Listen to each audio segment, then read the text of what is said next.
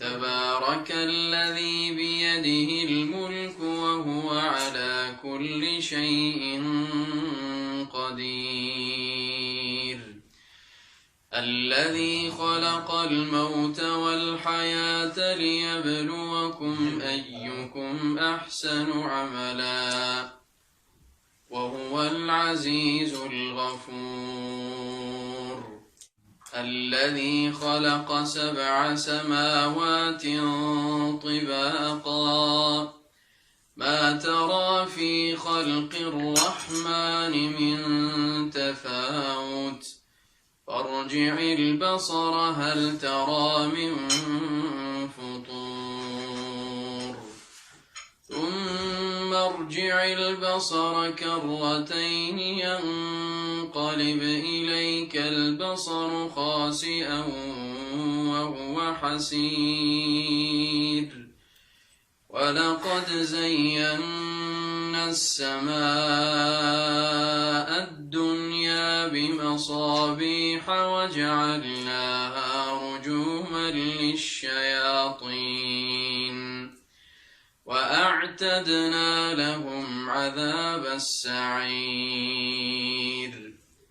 وللذين كفروا بربهم عذاب جهنم وبئس المصير إذا ألقوا فيها سمعوا لها شهيقا وهي تفور تكاد تميز من الغيظ كلما ألقي فيها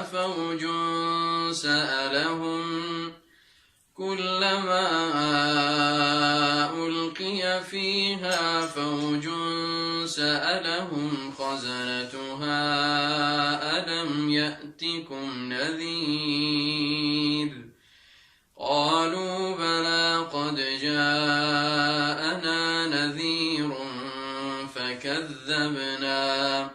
وقلنا ما نزل الله من شيء إن أنتم إلا في ضلال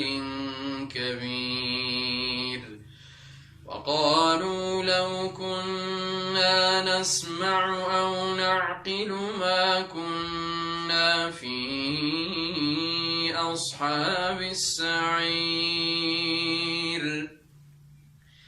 فاعترفوا بذنبهم فسحقا لأصحاب السعير إن الذين يخشون ربهم بالغيب لهم مغفرة